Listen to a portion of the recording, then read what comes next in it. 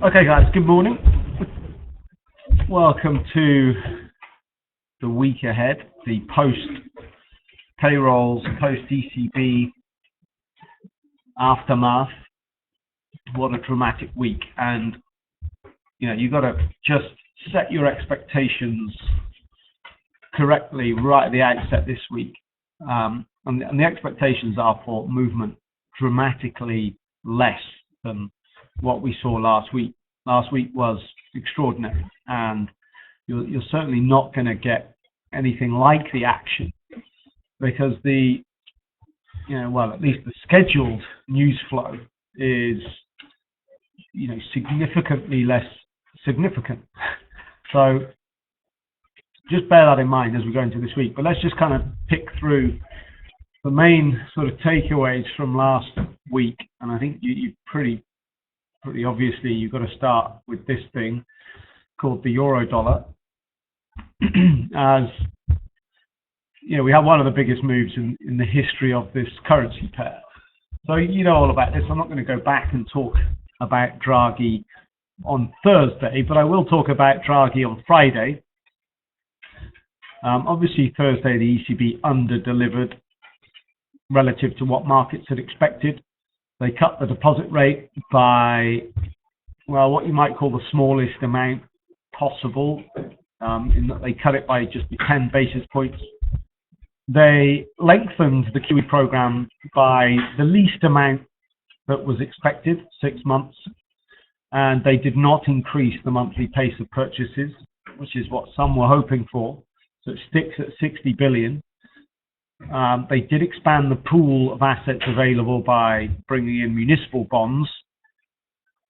And finally, and Draghi, he tried to make it a big thing on Thursday, but this is the thing about reinvesting proceeds from any assets they hold currently on their balance sheet maturing. They're going to reinvest those assets. Now, he did mention this a few times on Thursday. For some reason, the press didn't pick up on it. Apparently, the FT says on Thursday, Draghi massively downplayed this part of the package.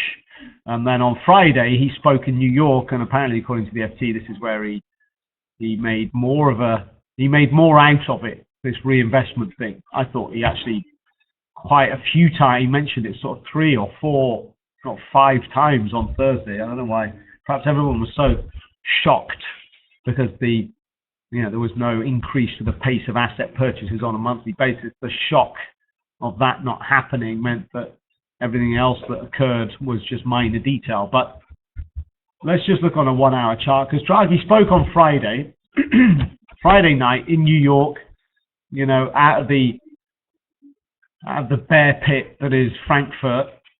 He moved across to more friendly territory and delivered a more dovish speech. But, you can see here that the euro dollar just broke to a new low on Friday. I just draw another line in here. Friday after the European close, the euro dollar did break to a new low, but it's not like we went very far. Now we are making more movement to the downside, as you can see. So just over the last sort of 10-15 minutes, we've broken Friday's low. Draghi was more dovish then on Friday, but this is because he is more dovish than let's say the average or consensus opinion from the ECB's governing council or the ECB's monetary policy committee. The thing about being the head of a central bank, you have to speak, you've got to be the sort of voice piece for the average opinion on your monetary policy committee. So that was Draghi on Thursday. Draghi himself personally is more dovish than the average. I think on Thursday he was probably a frustrated man in that the Germans clubbed together and managed to force through a package that was smaller than Draghi himself would have wanted. And so on Friday, he tried to make up for that just by making more of this reinvestment of proceeds, by putting some figures on it. And he basically explained it like actually being almost, when you think about the fact that they're increasing the time frame of QE by 6 months, this meant that ultimately, let me get the figures here. Sorry, this means that ultimately the QE program increases by, I can't find the figures now, I had them before. Anyway, it's around about approximately 360 odd billion. And he's saying that the reinvestment of the proceeds pretty much doubles that increase. And this would add another 300 odd billion to the QE program out over the next 3 years. Okay, so he was trying to make more of that. And then he tried and reiterated his famous line, we'll do whatever it takes. He said, we will do everything possible with all the tools available to us in our mandate to make sure that we reach our objectives of 2% inflation. So he tried to make up a little bit for some of the damage wreaked on markets on Thursday. I'd say, Friday was more about the payrolls story, of course. And, we had some pretty interesting action, but ultimately the payrolls numbers came in strong. So let me just show you a chart of this. I mean, really, I'd say, other than Draghi's comments, it's more about non-farm payrolls that's sort of leading this market to drift back from the unbelievable move higher that we had on Thursday, as the interest rate hike from the US on December the 16th gets more and more priced. These were the numbers on Friday. Payrolls coming in nice and healthy, above the 200,000 level. Of course, nothing like the number we got in October, but that got revised up. It was 271. That somehow got revised even more. So it was already the best number of the year, and it's become even more so. Also, small upward revisions to the really weak numbers we had in the summer. So a good payrolls report without being dramatic. Most of the other numbers were in line. Unemployment rate in line with expected. Average hourly earnings in line with expected. Pretty much the payrolls number in line with expected, because it was expected at 200,000. So, but there was some fear in the market, me included, that expected a sharper pullback. I thought we may see a lot of these jobs created in October being stolen from November, and we'd get some volatility in this index, and we'd see a number that was well below 200,000, but that was definitely wrong. And so this was reassuring. So therefore, how does this stack up in terms of a rate hike? Well, here's the percentages. What we have now, our market's pricing in 81% chance of a rate hike on the 16th of December. We've got 9 days to go, people. And we've got an 81% chance of a hike, okay? For me, I don't understand why this is only 81%. I don't know who the 19% are, but I think they're wrong. But I would have said, with that payrolls number and that payrolls report on Friday, I'd have said that is, just not, I didn't think that report would have much of an effect on the Fed's decision anyway. I thought the ECB would have more of an effect, and the ECB's actions and now the payrolls report means I think that rate hike is just an absolute shoo-in. It's going to happen. So I'm still surprised that the minority is so large, actually. Anyway, what's more interesting for me isn't are they going to hike rates in December? As you know, I think it's now more about when's hike number 2 coming, and this is where we've had an interesting shift. As a result of Friday's data, look what we have now. We have rate hike number 2 now being priced for April's meeting. Previously, it was June's meeting. So we've had an edge up. We now have, and it's all very, very close, and of course, subject to change as data comes in the weeks and months ahead. But right now, for the first time, we've got April as being the month where more people think rate hike number 2 is going to happen. So I think this is a story that's perhaps the main reason behind this move to the downside in the euro dollar. And I think that's fair. And I think that perhaps, whilst I don't think we're going to get to 105 anytime soon, I don't think we'll see 105 again this year. I think we might do next year, but I think this year, I think 105 is too far. But I do think we can drift back and maybe get to the 50% fib of this dramatic move on Thursday. If I just go back to the daily chart, this candle is just, it is kind of ridiculous. But when you're looking for support on the way back, well, that fib series I had on that shorter time frame is a good thing to have a look at, but also I guess anything around the 108 handle, if you're looking on a continuation chart, is perhaps important, and we're almost there, I guess. So the 108 handle, maybe this high here from the 19th of November, or then the fib series from that dramatic move on Thursday. So I would prefer the downside this week for euro dollar because of dollar strength. As we continue to get closer to the Fed meeting, we continue to price in the hike, but also bring forward the timing of that second hike, which I think is more important now. I think US equities have been interesting, especially when you compare them to European equities. And let's bring these two markets larger, make the charts larger and bring them side by side. We've got the DAX on the right, we've got the S&P on the left. Quite phenomenal, the divergence in movement. Well, quite phenomenal this year generally, but particularly over the last week, because we've got the S&P trading. Where we're trading right now is where we were trading at the start of last week. And I mean exactly the price we opened at last week on the 30th of November. The opening price was 2,089.50. Where are we trading now?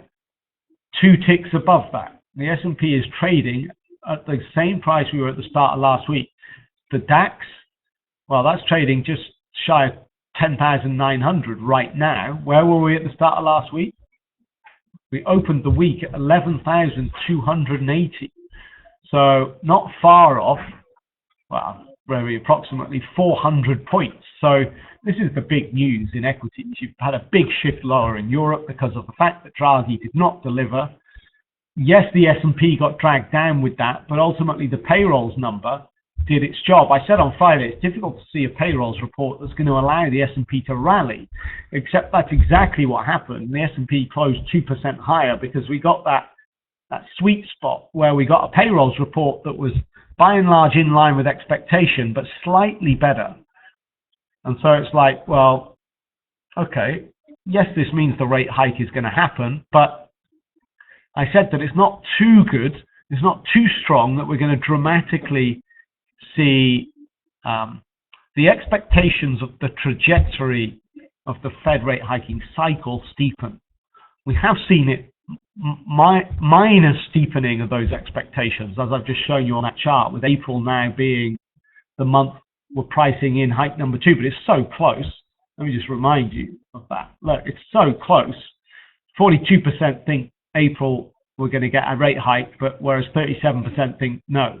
I mean, then you got the outliers, which you can basically ignore. These outliers are wrong. We're not going to get any other scenario other than, a rate hike in December and then one more rate hike at some point in either March or April or June.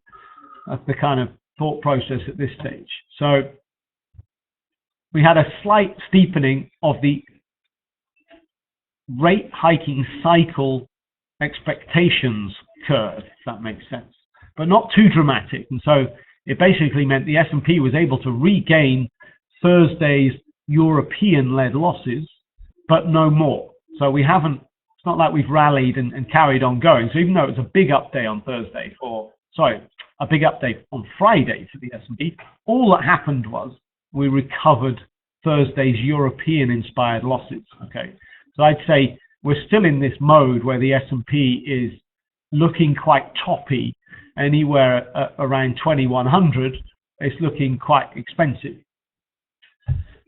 For Europe, yeah, I mean, it's definitely more negative, of course, and we've had a rebound, and the DAX is trying to push this morning. And Draghi tried to reassure us a bit more on Friday after the European close. But ultimately, we are in a world where we priced in, before the ECB event, we priced in way too much. And, I don't think there's necessarily justification for the DAX to rally back to the November high here, which was up above 11,400. So I think we go into this week just slightly on the up. We've had rebounds in Europe from that dramatic Thursday session, but ultimately, there's not too much reason to get too excited and to drive these markets all the way back to where they were at the beginning of last week. I think the other big thing then, let's just talk about, well, before we talk about oil, let's just complete the assets by just talking about the bond markets here. With dramatic moves on Thursday, of course, thanks to Draghi, and the Bund's trying to stabilize and it's trying to push back higher. But again, I'd say it's going to be difficult for the Bund to push back higher for probably a few reasons. Number one, I'd say, Draghi managed to engineer the scenario where they cut the deposit rate and yet short-term yields rose. So it will bring in more of available short-term, short-duration assets at the expense of long-duration assets when the ECB buys bonds on each month. But the ECB did not scrap the deposit rate floor though, so it could have been a lot worse from that point of view for the Bund. Secondly, you've got oil down below $40. This means the inflation outlook going forwards. Actually, sorry, that's a positive thing for the Bund. Sorry, let me just get my head around this. So oil being very low and staying below $40 means that future inflation expectations remain very low, which means long duration bond yields remain very low, which means prices get supported. So actually that's a positive thing for the Bund. So if oil does stay below 40 this week, and dare I say it, move down to test the low of the year below $38, then that will help support a rebound on the Bund. But then we've got a rate hike coming in 9 days' time from the world's biggest central bank. So, that's negative for yields, of course. So we'll see. But I think perhaps there is scope for the Bund to lift back higher. Let's say, again, got to get it's a good idea to get a fib series on the Thursday dramatic events. And I think we've got let me just move that line. We got Friday's double top, which is an important resistance at 156.20. So keep your eye on that. We're drifting to perhaps test that. So actually thinking about it, and maybe this fib series, sorry, now that I look at it, I've just got Friday's range, but we did break it briefly. Sorry, Thursday's range, but we did break it briefly on Friday. So maybe you want to put a series, you could put a series on, let's say, last week's range, which is very slightly wider, but actually you still get the 50% fib at exactly the same price point. Bear that in mind. But for the first test, it'll be 156.20. So maybe if oil stays below 40, there is a scope for the Bund to get over its disappointment of ECB day last week and maybe drift back up towards the 50% fib. But yeah, big hurdle at 156.20 to get over first. So let's just talk about oil specifically. Obviously, the OPEC meeting on Friday was important and significant. And in the end, after a lot of messing around, they were supposed to have a 4-hour meeting, but it took 7 hours.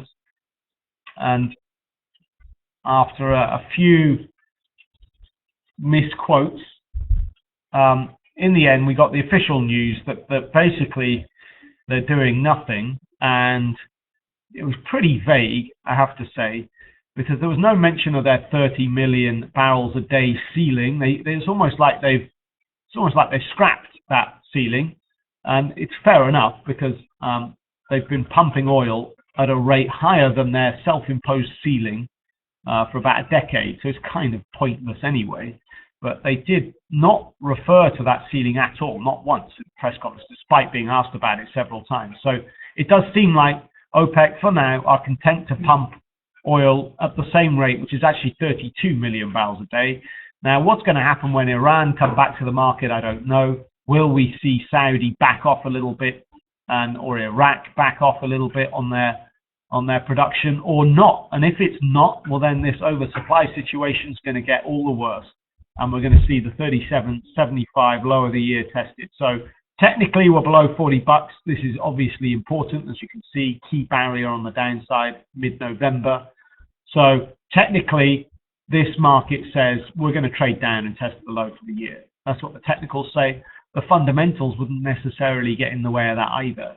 And if we get dollar strength over the next 9 days as we go into the Fed hiking meeting, well, then that should help also to get this market moving. I don't think it's going to be a dramatic, sharp drive down to test the low of the year, but I think we can drift down towards it as we go into the Fed meeting next week.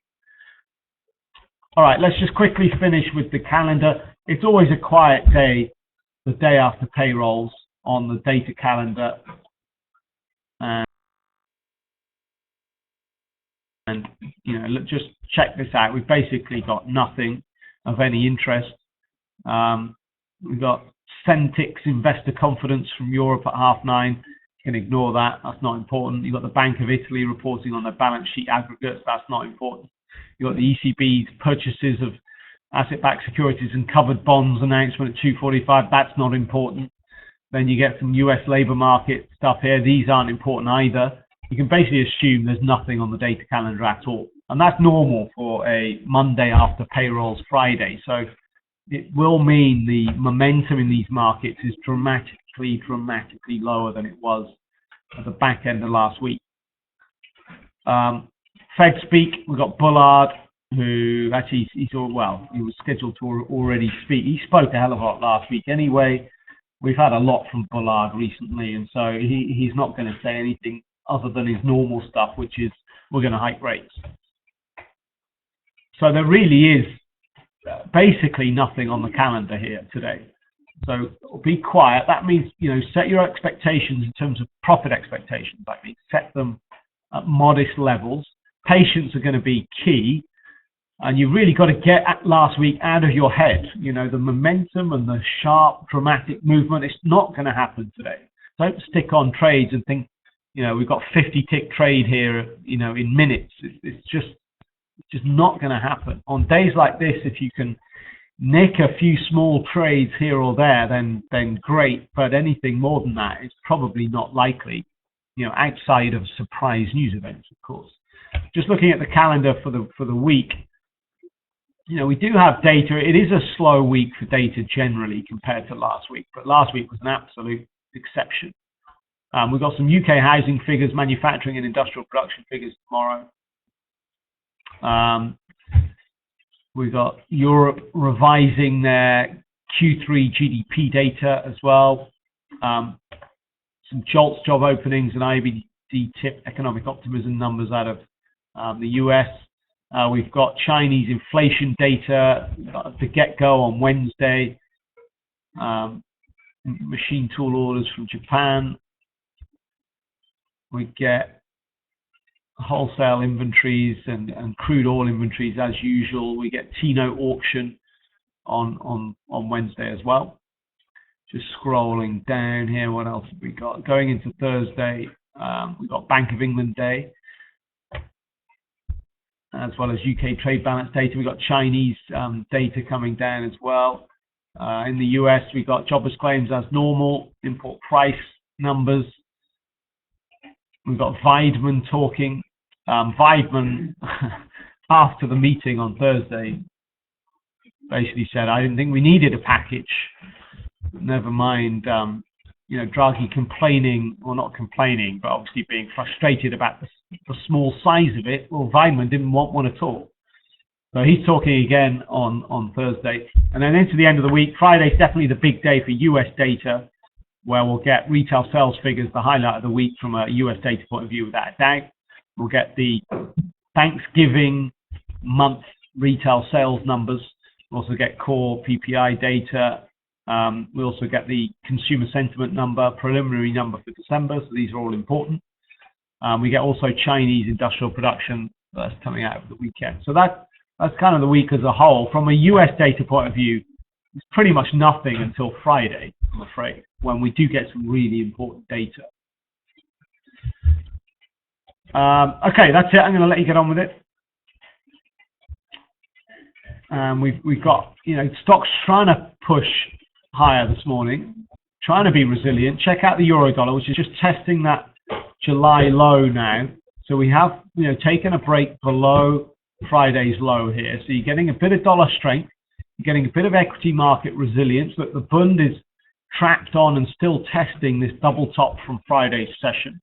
You've got oil down, trading below $40 and looking quite comfortable and happy at being below 40. So that's a key barrier on the upside now, of course, if we do go up and trade up and test it. But yeah, in the main, keep things patient. It's not going to be a week where we're going to get dramatic news flow and big momentum. All right. So be patient, profit expectations modest, and enjoy the day. Thanks.